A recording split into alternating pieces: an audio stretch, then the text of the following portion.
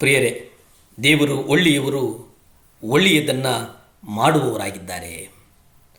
ಪವಿತ್ರಾತ್ಮನ ಬಲದ ಮೂಲಕ ನಾವು ಜಯವನ್ನು ಹೊಂದುವುದಕ್ಕೆ ಸಾಧ್ಯ. ದೇವರು ಬೆಳಕಾಗಿದ್ದಾರೆ, ದೇವರು ಪ್ರೀತಿ ಸ್ವರೂಪಿಯಾಗಿದ್ದಾರೆ.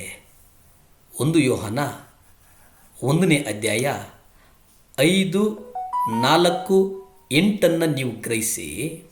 ಅಲ್ಲಿ ನಾವು ನೋಡ್ತೇವೆ, ನಾವು ಆತನಿಂದ ಕೇಳಿ ನಿಮಗೆ ತಿಳಿಸುವ ವಾರ್ತೆ ಯಾವುದೆಂದರೆ ದೇವರು ಬೆಳಕಾಗಿದ್ದಾನೆ, ಆತನಲ್ಲಿ ಎಷ್ಟು ಮಾತ್ರವೂ ಕತ್ತಲೆ ಇಲ್ಲ. ಇಲ್ಲಿ ನಾವು ನೋಡ್ತೇವೆ, ದೇವರು ಬೆಳಕಾಗಿದ್ದಾರೆ, ದೇವರು ಬೆಳಕಾಗಿದ್ದಾರೆ. ಅಂದರೆ ಆ ಬೆಳಕಲ್ಲಿ ವಾಸ ಮಾಡುವಂಥ ದೇವರೇನಿದ್ದಾರೆ ಅದು ಒಂದು ಅಗಮ್ಯವಾದಂಥ ಬೆಳಕು. ನಾವು 1 ತಿಮೋತಿ 6ನೇ ಅಧ್ಯಾಯ 16 ನಾವು ಧ್ಯಾನಕ್ಕಾಗಿ ಓದಿಕೊಳ್ಳುವುದಾದರೆ, ಆತನೊಬ್ಬನು ಅಮರತ್ವವುಳ್ಳವನು, ಯಾರೂ ಸಮೀಪಿಸಲಾರದಂತೆ ಬೆಳಕಿನಲ್ಲಿ ವಾಸಿಸುವಾತನು ಆಗಿದ್ದಾನೆ. ಇಲ್ಲಿ ಗ್ರಹಿಸಿ, ಆ ಅಮರತ್ವ ಇರ್ತಕ್ಕಂಥ ಬೆಳಕೇನಿದೆ, ಆ ಬೆಳಕಿಗೆ ನಾವ್ಯಾರೂ ಹೋಗುವುದಕ್ಕೆ ಸಾಧ್ಯ ಇಲ್ಲ. ಯಾವ ಮನುಷ್ಯನೂ ಆತನನ್ನು ಕಾಣಲಿಲ್ಲ. ಎಲ್ಲಿಯ ತನಕ? ಯಾವ ಮನುಷ್ಯನೂ ಆತನನ್ನು ಕಾಣಲಿಲ್ಲ, ಯಾರೂ ಕಾಣಲಾರರು. ಆತನಿಗೆ ಮಾನವು ನಿತ್ಯಾಧಿಕಾರವೂ ಇರಲಿ, ಆಮೇನ್. ಇಲ್ಲಿ ಅವರು ಪರಿಶುದ್ಧರಾಗಿರುವುದರಿಂದ ನಾವು ಪರಿಶುದ್ಧರಾಗಿರಬೇಕೆಂಬುದಾಗಿ ಅವರು ನಮಗೆ ಕರೆಯನ್ನು ಕೊಡ್ತಾರೆ. ಅಂದರೆ ಮಾನವನು ಶೋಧನೆಯ ಮೂಲಕ ಮಾತ್ರ ಪರಿಶುದ್ಧನಾಗ್ತಾನೆ. ಆದಾಮನು ಸರಳ ಸ್ವಭಾವದ ಮುಗ್ಧನನ್ನಾಗಿ ದೇವರು ಸೃಷ್ಟಿ ಮಾಡ್ತಾರೆ. ಅವನಿಗೆ ಒಳ್ಳೆಯದು ಕೆಟ್ಟದು ಅನ್ನೋದರ ಒಂದು ವ್ಯತ್ಯಾಸ ತಿಳಿದಿರಲಿಲ್ಲ. ಅವನು ಪರಿಶುದ್ಧನಾಗಬೇಕೆಂದು ದೇವರ ಬಯಕೆಯಾಗಿತ್ತು. ಅದಕ್ಕಾಗಿ ಅವನು ಪರೀಕ್ಷೆಗೆ ಒಳಗಾಗುವುದಕ್ಕೆ ಅವರು ಅನುಮತಿಯನ್ನು ನೀಡ್ತಾರೆ. ಅಂದರೆ ಒಳ್ಳೆಯದರ ಕೆಟ್ಟದರ ಜ್ಞಾನವನ್ನು ಹುಟ್ಟಿಸುವಂಥ ಒಂದು ಮರ ಸ್ವತಃ ದೇವರಿಂದ ಸೃಷ್ಟಿಸಲ್ಪಡ್ತು ಅನ್ನುವಂಥದ್ದನ್ನು ನಾವು ಮನನ ಮಾಡಿಕೊಳ್ಳಬೇಕಾಗಿದೆ. ಅದು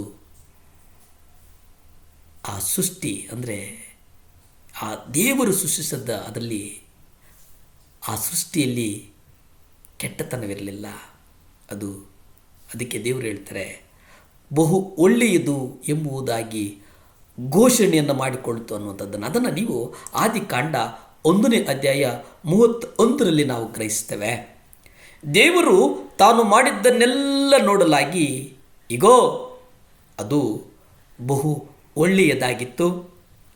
ಹೀಗೆ ಸಾಯಂಕಾಲವು ಪ್ರಾತಃ ಕಾಲವು ಆಗಿ 6ನೆಯ ದಿನವಾಯಿತು. ಅದು ಬಹಳ ಒಳ್ಳೆಯದಾಗಿತ್ತು.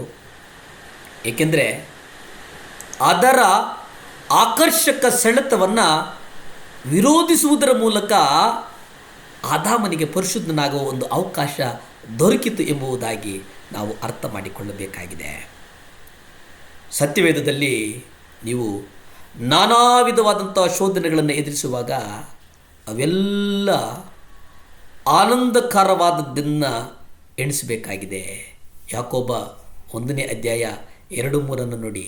ಅಲ್ಲಿ ಶೋಧನೆಗಳು ನಮಗೆ ದೇವರ ಪರಿಶುದ್ಧತೆಯಲ್ಲಿ ಪಾಲ್ಗೊಳ್ಳುವುದಕ್ಕೆ ಅವಕಾಶ ಕೊಡ್ತವೆ ಎಂಬುದಾಗಿ. ಇಬ್ರಿಯ 12:10 ನೋಡಿ. ಅಲ್ಲಿ ದೇವರು ಸಕಲ ಗುಣವಂತರು ದೋಷಮುಕ್ತರು ಆಗುವಂತೆ ಮಾಡುತ್ತವೆ ಎಂಬುದಾಗಿ ನಾವು ನೋಡುತ್ತೇವೆ. ಪ್ರಾರ್ಥನೆ ಮಾಡಿಕೊಳ್ಳೋಣವೇ. ಭೂಮಿ ಆಕಾಶಗಳನ್ನು ಉಂಟು ಮಾಡಿದಂಥ ಸರ್ವಶಕ್ತನಾದಂಥ ದೇವರೇ, ಕೋಟಿ ಸ್ತೋತ್ರ ಸ್ವಾಮಿ. ವಿಶೇಷವಾಗಿ ದೇವರ ಅಪ್ಪ, ಯಾರ್ಯಾರು ಸ್ವಾಮಿ ನಿರುದ್ಯೋಗಿಗಳಾಗಿದ್ದರೋ ಅವ್ರಿಗಾಗಿ ಪ್ರಾರ್ಥಿಸ್ತೇನೆಯ್ಯ. ಯಾರ್ಯಾರು ರೋಗಿಗಳಾಗಿದ್ದರೋ ಅವ್ರಿಗಾಗಿ ಪ್ರಾರ್ಥಿಸ್ತೇನಪ್ಪ ದೇವರೇ. ವಿಶೇಷವಾಗಿ ಸ್ವಾಮಿ ಕೆಲಸಗಳು ಅವರನ್ನು ಹುಡುಕಿಕೊಂಡು ಬರಲಿ ದೇವರೇ. ಪ್ರಯಾಸ ಪಡ್ತಿರ್ತಕ್ಕಂಥ ಮಕ್ಕಳು ಸ್ವಾಮಿ, ನೀವು ಹೇಳಿದಿರಲ್ಲಪ್ಪ, ಯೇಸುವೆ ತಟ್ಟಿರಿ ತೆರೆಯಲ್ಪಡುವುದು ಎಂಬುದಾಗಿ ಕೊಟ್ಟಂಥ ವಾಗ್ದಾನದಿಂದ ಸ್ವಾಮಿ ಆ ಮಕ್ಕಳು ಎಲ್ಲೆಲ್ಲಿ ಕೆಲಸಕ್ಕಾಗಿ ಹುಡುಕ್ತಾ ಇದ್ದಾರೋ ಅವರಿಗೆ ನಿಮ್ಮ ರಕ್ತ ಚೆಲ್ಲಲ್ಪಡಲಿ ದೇವರೇ. ಕೆಲಸ ಹುಡುಕಿಕೊಂಡು ಬರಲಿ ಸ್ವಾಮಿ. ಯಾರ್ಯಾರು ಅನಾರೋಗ್ಯದಿಂದ ಇದ್ದಾರೋ ಅವರೆಲ್ಲರೂ ಹಾಸಿಗೆಗಳಿಂದ ಎದ್ದು ನಡೆಯುವಂತಾಗಲಿ ಸ್ವಾಮಿ. ಏಸಪ್ಪ, ನಿಮ್ಮ ರಕ್ತ ಅವರ ನಡುನೆತ್ತಿಯಿಂದ ಕಾಲಿನ ಕಿರುಬೆರಳು ಚೆಲ್ಲಲ್ಪಡಲಿ ಸ್ವಾಮಿ. ಸುಖ ಕೊಡಪ್ಪ, ಬಲ ಕೊಡಪ್ಪ, ಅವರನ್ನು ಗೌರವಿಸಪ್ಪ. ಸ್ತುತಿ, ಘನ, ಮಾನ, ಮಹಿಮೆ ನಿಮ್ಮೊಬ್ಬರಿಗೆ ಸಲ್ಲಿಸ್ತಾ ನನ್ನನ್ನು ನಾನು ಒಪ್ಪಿಸಿಕೊಟ್ಟು ನನ್ನನ್ನು ನಾನು ತಲೆ ತಗ್ಗಿಸಿ ತಮ್ಮನ್ನು ಹೆಚ್ಚಿಸ್ತಾ ನಜರೇತಿನ ಯೇಸು ಕ್ರಿಸ್ತನ ಅಧಿಕಾರದ ನಾಮದಲ್ಲಿ ಬೇಡಿ ಬಂದು ಪ್ರಾರ್ಥನೆ ಮಾಡಿ ಆಶೀರ್ವಾದಗಳನ್ನು ಹೊಂದ್ಕೊಳ್ತಾ ಇದ್ದೀವಿ ಪರಮ ತಂದೆಯೇ. ಆಮೇನ್, ಆಮೇನ್, ಆಮೇನ್.